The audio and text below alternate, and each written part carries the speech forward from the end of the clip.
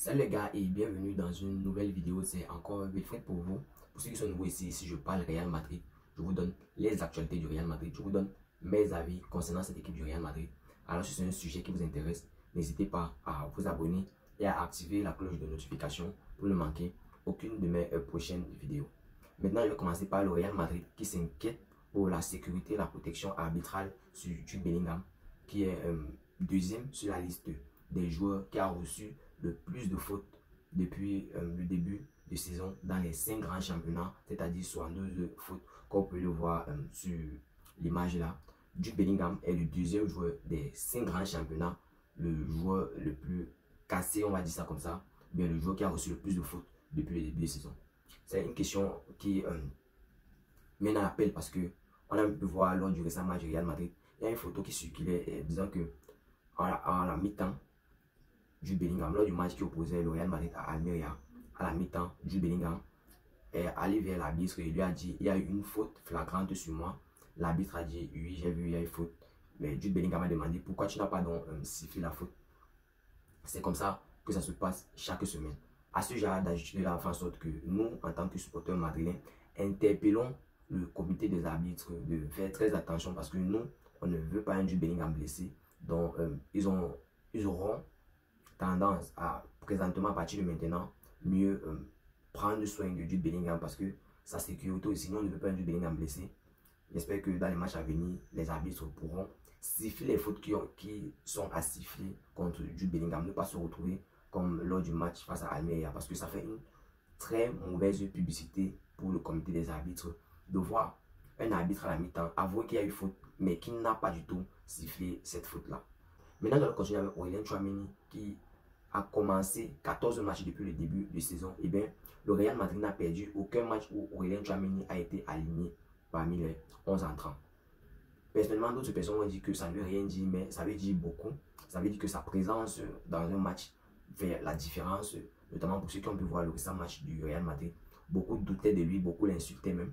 Mais j'ose croire que lors de ce match, il a pu nous faire comprendre à tous, vous faire comprendre à tous qu'il a bel et bien sa place dans cette équipe du Real Madrid, qu'il peut amener sa grosse contribution dans cette équipe-là. Et bien, c'est Aurélien Tchouaméni, notre petit chouchou.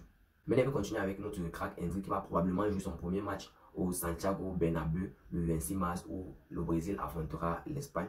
Ce sera la première occasion, ou bien la première opportunité qu'aura Endrick de jouer. Ce sera son premier match dans le Santiago Bernabéu avant qu'il ne rejoigne le Real Madrid lors de sa majorité en fin de saison. Maintenant, je vais basculer sur un autre sujet, c'est Liverpool qui serait très intéressé par le profil de Takefusa Kubo.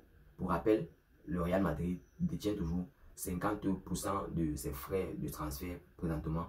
Et aussi, il y a une option où le Real Madrid peut refuser le potentiel transfert de Takefusa Kubo dans un club précis. En fait, Liverpool peut faire la demande de vouloir recruter Takefusa Kubo et le Real Madrid décide de refuser que Take se retrouve à Liverpool. Mais c'était juste pour rappeler que Takefusa Kubo, Liverpool serait très intéressé par le profil de Takefusa Kubo et le Real Madrid détient 50% de ses droits. Ça veut dire s'il y a probablement un transfert du Real Sociedad à Liverpool, le Real Madrid aura la moitié de la somme du transfert. Maintenant, je vais rebondir. L'intérêt du Real Madrid pour Alphonso Davies serait déjà documenté, mais l'offre qu'a fait le Bayern Munich est plus élevée que celui du Real Madrid.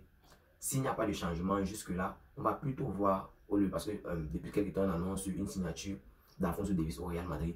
Si le Real Madrid ne mente pas ses chiffres, parce que présentement, l'offre du Bayern Munich est plus que celui du Real Madrid, eh bien, on va plutôt voir un Alphonso Davies prolongé dans cette équipe du Bayern, ce qui n'est pas du tout une bonne nouvelle pour le Real Madrid. J'espère bien que Florentino Pérez va tout mettre sur pied, va tout mettre sur la table pour que Alphonso Davies puisse signer dans cette équipe madrilegne. Mais on va continuer. Le Real Madrid a fait sa nouvelle liste de tireurs de penalty. Le premier tireur du Real Madrid, c'est José Mato, suivi par Vinicius Junior. Et le troisième et dernier tireur de penalty du Real Madrid, c'est bel et bien Jude Bellingham, qu'on a pu voir tirer le penalty du Real Madrid face à Almeria, qui était même le premier penalty de Jude Bellingham dans cette équipe madrilène. Ça lui fait 18 buts. Dans ces 18 buts-là, le seul but qu'il a marqué ce penalty, c'était son récent but qu'il a marqué face à Almeria. Maintenant, je vais parler d'Eder Militao qui a déjà repris les entraînements avec ballon. Eder Militao, tout à l'heure, j'ai annoncé celui de Thibaut Courtois qui avait déjà repris les entraînements avec ballon. Maintenant, c'est au tour de Eder Militao qui a repris les entraînements sur terrain avec ballon. C'est une super peu grosse nouvelle. J'avais déjà annoncé que Eder Militao récupérait super bien dans cette équipe madrilène.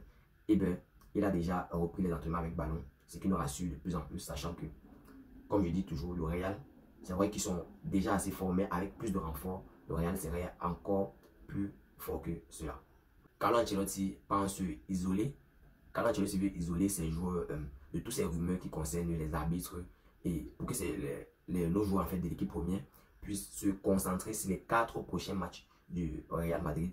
Et bien, Carlo Ancelotti pense que les 4, bien, Carlo Ancelotti et en fait tout le staff du Real Madrid pense que les 4 prochains matchs du Real Madrid seront très décisifs pour le titre. En fait, si le Real Madrid veut gagner le titre cette saison, c'est les 4 prochains matchs que le Real Madrid doit jouer sont les 4 matchs qui seront les plus décisifs pour le titre cette saison. C'est la raison pour laquelle Carlo Ancelotti veut éloigner ses pépites de toutes ces rumeurs concernant les arbitres et tout, pour qu'ils puissent être à 100%, qu'ils puissent se concentrer à fond sur ces matchs-là et nous donner le meilleur du football comme des fois. Maintenant, je vais terminer avec une superbe, c'est quand même une nouvelle plutôt incroyable. Le Real Madrid cette saison a constitué un banc plutôt très constructif et très participatif, constitué de Lucas Vázquez, Fran Garcia, Luka Modric, Dani Ceballos, Brahim Diaz, Nico Paz, Joselu, qui ont contribué au total à 21 buts dans cette compétition déjà de la Liga, toutes compétitions confondues pour le Real Madrid,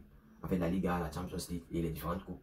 Le banc du Real Madrid a contribué à 21 buts au total cette saison et 20 passes décisives, ce qui est plutôt un record. Ça veut dire que le Real Madrid a vraiment, comme je disais, constitué une équipe qui est capable du début jusqu'à la fin. Donc la première équipe avec les 11 entrants et le banc sont des joueurs qui ont totalement leur place. La seule différence c'est qu'on ne peut pas faire entrer plus d'11 joueurs sur le terrain. C'est la raison pour laquelle il y a un banc et il y a les 11 entrants. Et bien les gars, c'est juste pour vous dire à quel point le Real Madrid, cette saison, personnellement, plus que jamais, c'est vrai que c'est pas, on va dire ça comment, il n'y a pas cette confirmation là, mais il y a le talent, il y a la haine ou bien la rage de vaincre, ce qui fait en sorte qu'on peut voir un Real Madrid cette saison dans sa splendeur, qui aligne les matchs, qui aligne les victoires. Pour rappel, le Real Madrid n'a que 2 défaites cette saison, et ces 2 défaites là c'était contre le même club qui était Atlético Madrid. Ils ont gagné 2 classicos, c'est rien que cette année contre le FC Barcelone. Ça veut dire beaucoup. Le Real Madrid enchaîne les matchs, enchaîne les victoires, ce qui nous rassure tous. La dernière victoire était celui face à Almeria, où le Real Madrid était notamment mené 2-0 avant l'égalisation et l'avantage que le Real Madrid a pris à la dernière minute grâce à un capitaine Cabral qui nous a offert la victoire. Et bien les gars, c'était tout pour cette vidéo. C'était juste pour vous donner les actualités récentes du Real Madrid. Si tu as suivi cette vidéo jusqu'à la fin, merci. Laisse-moi un like, ça fait plaisir et c'est totalement gratuit. Abonne-toi et active la cloche de notification pour ne manquer aucune de mes prochaines vidéos. C'était Wilfried pour vous, Actu Sport Live. On se voit dans une prochaine vidéo. Mais avant de terminer, je vais encore vous rappeler de créer vos comptes 1xBet en utilisant le code promo de la chaîne Actu Sport Live, comme vous pouvez le voir sur l'affiche. Vous recevrez tous les nouveaux bonus 1xBet, commençant par les bonus sur vos premiers dépôts et davantage de bonus pour les parieurs réguliers. C'était Wilfried pour vous. On se voit tout à l'heure pour une autre vidéo. Ciao, bye bye.